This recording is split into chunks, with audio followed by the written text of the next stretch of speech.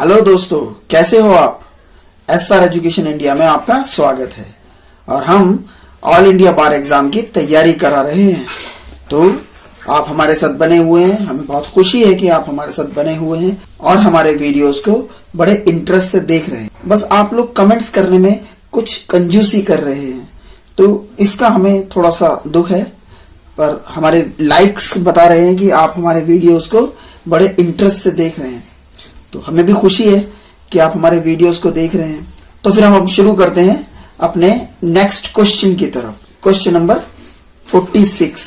Question number 46 कहता है, statement recorded during investigation under section 161 can be used in trial. तो इसमें पूछता है कि सेक्शन 161 में जो इन्वेस्टिगेशन होती है और जो स्टेटमेंट रिकॉर्ड होता है वो किस लिए होता है, उसे क्यों किया जाता है। तो इसके जो ऑप्शन है उनमें से हमें फाइंड करना है। ऑप्शन ए है for contradicting the witness, option B है फॉर कोलैबोरेटिंग द विटनेस और ऑप्शन सी है इनकॉर्पोरेटिंग इन द चार्जशीट और ऑप्शन डी है डिस्चार्जिंग द एक्यूज्ड।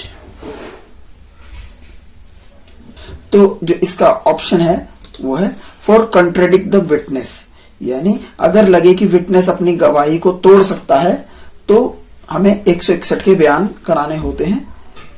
तो अब हम अपने अगले क्वेश्चन की तरफ बढ़ते हैं। Question number 47। Question number 47, power of taking cognizance of offence by the magistrate of first class और सेकंड क्लास इज प्रोवाइडेड। तो मजिस्ट्रेट को जो पावर होती है संज्ञान लेने की, वो कौन सी सेक्शन के द्वारा ली जाती है, ये पूछा गया है। ऑप्शन है 173 of CrPC, 190 of CrPC, 191 of CrPC. तो हमें सीआरपीसी की जो बेयर एक्ट है उसमें से हमें इसको फाइंड करना होगा। तो जब हमने फाइंड किया तो आया 190 ऑफ सीआरपीसी। तो 190 ऑफ सीआरपीसी में मजिस्ट्रेट को पावर होती है कि वो संज्ञान ले किसी भी मैटर पर। इसका जो इफेक्ट है वो ये भी है कि 191 के अंदर यानी 190(1) में फर्स्ट क्लास और सेकंड क्लास मजिस्ट्रेट लेता है और जो सीजेएम है वो 192 यानी 190(2) के अंदर संज्ञान लेता है। तो ये इसका सही जवाब है। अब हम अपने अगले क्वेश्चन की तरफ बढ़ते हैं। क्वेश्चन नंबर 48, एडिशन और alteration of charges is provided in CRPC, यानी कुछ ऐड करना है या कोई संशोधन करना है तो सीआरपीसी में कौन से सेक्शन के अंदर उसको बताया गया है या उसके द्वारा अल्टरेशन या एडिशन किया जा सकता है चार्जेस में। सेक्शन 214 है, सेक्शन 215, 216 और 210, इसमें से हमें फाइंड करना है। तो इसका जवाब है अंडर सेक्शन 216 यानी 216 में इसे बताया गया है। अंडर सेक्शन 216 में यह बताया गया है कि इसी सेक्शन के द्वारा चार्जेस में एडिशन या अल्टरेशन किया जा सकता है। कब तक? जब तक कि जजमेंट ना आ जाए, जजमेंट ना सुनाया जाए। अब हम अपने अगले क्वेश्चन की तरफ बढ़ते हैं। क्वेश्चन नंबर है 49। Under the Hindu Adoption and Maintenance Act, the person who is taken in adoption, यानी Hindu adoption and maintenance act के अंदर कौन व्यक्ति अडॉप्ट कर सकता है, गोद ले सकता है। नीचे ऑप्शन है, उनमें से हमें फाइंड करना है। ऑप्शन ए है must be a Hindu only, वो केवल हिंदू होना चाहिए। ऑप्शन बी है ए हिंदू और जैव, यानी या तो वो हिंदू हो या पारसी हो। ऑप्शन सी में भी हिंदू और क्रिश्चियन, यानी ऑप्शन सी में कहता है कि या तो वो हिंदू हो सकता है या फिर क्रिश्चियन हो सकता है। और D none of the above, या इनमें से कोई भी नहीं। तो इसका जवाब है a must be a Hindu only, यानी वो केवल हिंदू होना चाहिए। ये हमें बताता है सेक्शन 2 की 1, जिसमें यह कहा गया है कि केवल इस एक्ट के जरिए केवल हिंदू ही गोद ले सकता है किसी भी बच्चे को। Question 50, polygamy was permitted for Hindus before the year. यानी पॉलीगैमी होता है बहुविवाह, जो परमिट किया गया था वो किस ईयर से पहले किया गया था हिंदुओं में।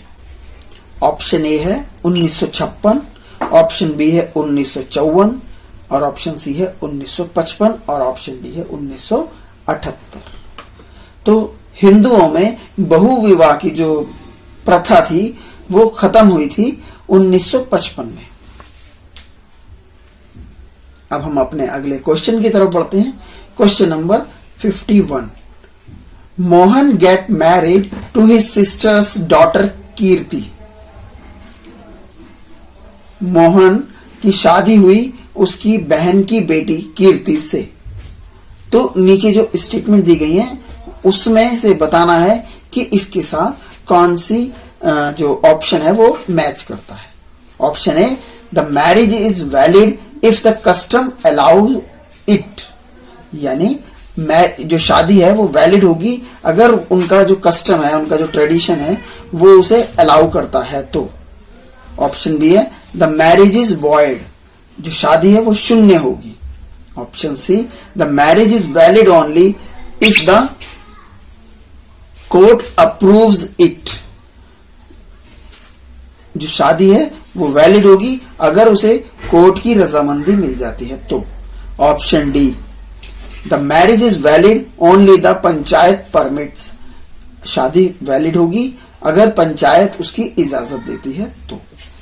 इसका जो अर्थ है, इसका जो आंसर है वो है the marriage is valid if the custom allows it. यानी अगर वहां की उनकी प्रथा इसको अलाउ करती है तो मैरिज वैलिड होगी, अन्यथा नहीं। अब हम अपने अगले क्वेश्चन की तरफ बढ़ते हैं। Question number 52।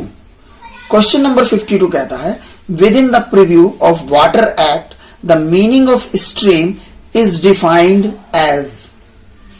जो वाटर एक्ट है उसमें किस किस चीज को डिफाइन किया गया है। तो ऑप्शन ए है, includes a river but not a water course. Option B है, include a water course but a river. Option C, includes a river and water course but not a subterranean waters. Option D कहता है, includes a river, a water course and subterranean river. तो यानी कि इसके अंदर केवल पानी या नदी को, या केवल नदी को, वाटर को, और जो पानी से जो बहते हुए स्रोत हैं उन्हें। तो इस तरह से इनका ऑप्शन पूछा गया है। तो वाटर एक्ट में जो डिफाइन किया गया है वो इन तीनों चीजों को शामिल किया गया है, रिवर को भी, वाटर कोर्स को भी और सबटेरेनियन रिवर्स को भी, जो रिवर की जो शाखाएं निकलती हैं उनको भी। तो ये इसका सही ऑप्शन है। अब हम अपने अगले क्वेश्चन की तरफ बढ़ते हैं। Question number 53। क्वेश्चन नंबर 53 कहता है, what is the meant by homicide. Homicide का क्या मतलब है। ऑप्शन ए है, suicide by human beings not at home. यानी अगर कोई व्यक्ति आत्महत्या कर ले लेकिन घर पर ना रहते हुए। Option B, suicide at home. Option B कहता है घर पर ही वो आत्महत्या कर ले। Option C, killing a human beings by another human beings. एक व्यक्ति दूसरे व्यक्ति को मार दे। Option D, killing of human beings by animal. Option D कहता है कि कोई मनुष्य मर जाए जानवर के द्वारा, यानी जानवर किसी मनुष्य को मार दे तो इसका जो जवाब है वो है किलिंग ए ह्यूमन बीइंग्स।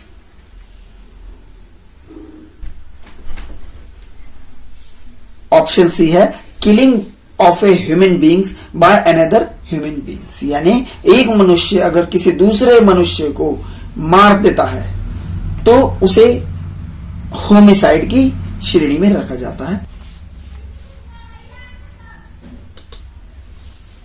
अब हम अपने अगले क्वेश्चन की तरफ बढ़ते हैं। क्वेश्चन नंबर है 54।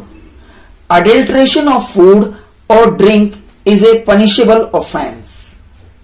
बिल्कुल सही कहता है ये कि जो मिलावट है खाने और पीने की जो वस्तुएं होती हैं उसमें वो अपराध की श्रेणी में आती हैं और उनमें सजा मिलती है।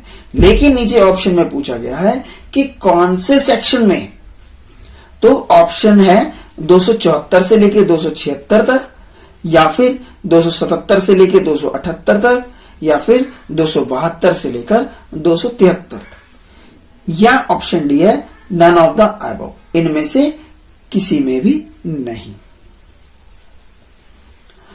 तो इसका जो सही जवाब है वो है ऑप्शन सी, अंडर सेक्शन 272 से लेकर 273 तक। अब हम अपने अगले क्वेश्चन की तरफ बढ़ते हैं। क्वेश्चन नंबर 55 है, maximum punishment for waging A war against the government of India under IPC is. इसका जो अर्थ है ज्यादा से ज्यादा कितनी सजा हो सकती है अगर कोई भारत सरकार के खिलाफ युद्ध छेड़ दे तो, या उसमें सहयोग करे तो। ऑप्शन ए है रिगुलर इम्प्रेसमेंट ऑफ 5 ईयर, 5 साल का कठोर कारावास। ऑप्शन बी है regular imprisonment up to 10 year, 10 साल का कठोर कारावास। ऑप्शन सी है regular imprisonment for life term, आजीवन कठोर कारावास। और ऑप्शन डी है डेथ सेंटेंस। तो जो इसका आंसर है कि अगर कोई भारत सरकार से युद्ध छेड़ देता है, ऑप्शन डी है कि अगर कोई भारत सरकार से युद्ध छेड़ देता है या उसमें युद्ध में सम्मिलित होता है तो किसी भी तरह से अगर वो सहयोग करता है तो मैक्सिमम मृत्यु दंड का प्रावधान है। अब हम अपने अगले क्वेश्चन की तरफ बढ़ते हैं। Question number 56। क्वेश्चन नंबर 56 कहता है offence related to election are, यानी जो अपराध होता है अगर वो इलेक्शन से संबंधित है तो नीचे ऑप्शन में से आप तलाश कीजिए कि वो किसके साथ मैच करता है। ऑप्शन ए है contained in the IPC as originally enacted, यानी उसे आईपीसी में कहा गया है। Option B are introduced in the IPC by subsequent amendment, यानी आईपीसी में तो कहा गया है लेकिन अमेंडमेंट किया गया था, इसके साथ एक अमेंडमेंट है, उस अमेंडमेंट के साथ। ऑप्शन सी है are not covered by IPC, यानी आईपीसी में कवर नहीं किया गया है। और ऑप्शन डी है नन ऑफ द अबव। तो इसका जो सही जवाब है वो है are introduced in IPC by subsequent amendment, यानी कि इसके अंदर अमेंडमेंट करने के बाद सेक्शन 171 ए से लेकर सेक्शन 171 एल तक चैप्टर 9A में बताया गया है, ये अमेंडमेंट हुआ था। तो इस अमेंडमेंट में इसको इलेक्शन के जो ऑफेंस है, इलेक्शन से रिलेटेड जो ऑफेंस है उसे जोड़ा गया था। ये इसका सही जवाब है। अब हम अपने अगले क्वेश्चन की तरफ बढ़ते हैं। Question number 57। Question number 57, Rupa Bajaj versus KPS Gill is a famous case which the supreme court decided on. समझ में आ गया होगा कि रूपा बजाज और केपीएस गिल का जो फेमस केस था वो सुप्रीम कोर्ट में डिसाइड किया गया था, लेकिन वो केस जो था वो इन 4 ऑप्शन में से किससे संबंधित था। ऑप्शन ए है रॉन्गफुल रेस्ट्रेन, ऑप्शन बी है रॉन्गफुल कन्फाइनमेंट, और ऑप्शन सी है outrage the modesty of a woman, option D है maintenance to a divorced woman. तो इसका जो जवाब है वो है option C, outrage the modesty of a woman. इसमें जो केस था वो सेक्शन लगी थी वो 509 लगी थी आईपीसी की। तो अब हम अपने अगले क्वेश्चन की तरफ बढ़ते हैं। Question number 58, section 154 under IT act is. Question number 58 कहता है 154 की जो धारा है वो आईटी एक्ट में है और किसकी है, ये नीचे ऑप्शन में से हमें सिलेक्ट करना है। ऑप्शन ए है for filing return of income, option B है for filing return with late fee, option C है रेक्टिफिकेशन ऑफ मिस्टेक्स और ऑप्शन डी है appeal against the order passed by the ITO. तो समझ में आ रहा है, बहुत आसान थे। अब हम इसके आंसर की तरफ बढ़ते हैं। इसका आंसर है option C, rectification of mistake. अब हम अपने अगले क्वेश्चन की तरफ बढ़ते हैं। क्वेश्चन नंबर है 59। Question number 59, which of the following is not included in the capital act. Question कहता है कि इनमें से सेक्शन 2 की 14 से कौन सा इसमें कैपिटल असेट्स नहीं है। ऑप्शन ए है एनी स्टॉक इन ट्रेड, कोई भी ऐसा जो स्टॉक है जो ट्रेड का हो।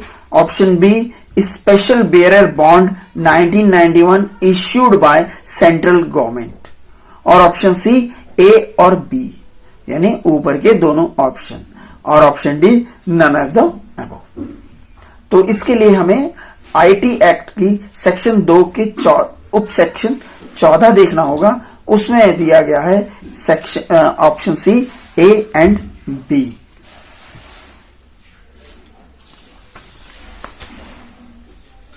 अब हम अपने अगले क्वेश्चन की तरफ बढ़ते हैं। Question number 60।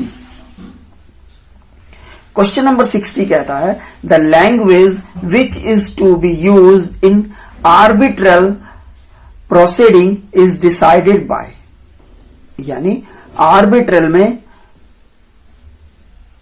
जो प्रोसीडिंग होती है, आर्बिट्रल प्रोसीडिंग में कौन सी भाषा का उपयोग किया जाएगा वो डिसाइड करेगा। कौन डिसाइड करेगा? Option A tribunal, option B parties to decide by mutual understanding, दोनों पार्टियां आपस में डिसाइड करेंगी और उस भाषा का उपयोग किया जाएगा। ऑप्शन सी है पिटिशनर और ऑप्शन डी है डिफेंडेंट। इसका जो सही जवाब है वो है option B, parties to decide by mutual understanding. तो दोस्तों ये थे हमारे इस वीडियो में 15 क्वेश्चन और इस वीडियो के यानी दिसंबर 2017 के हम अब तक 60 क्वेश्चंस को सॉल्व कर चुके हैं। आप हमारे साथ इसी तरह बने रहिए और हम आपकी इसी तरह से सभी क्वेश्चंस को सॉल्व करके आपको दिखाते रहेंगे। आपका प्यार और सहयोग के लिए धन्यवाद। हमारे साथ बने रहिए और हमारे इस वीडियो को लाइक कीजिए, शेयर कीजिए और अगर कोई कमी नजर आती है तो कमेंट्स कीजिए। अगर आपको कोई कमी नजर नहीं भी आती है तब भी आप कमेंट्स कर सकते हैं, हमें आपके विचारों के इंतजार रहेगा। तो प्लीज हमारे साथ बने रहिए और हम इसी तरह से आपके लिए वीडियो बनाते रहें। जय हिंद।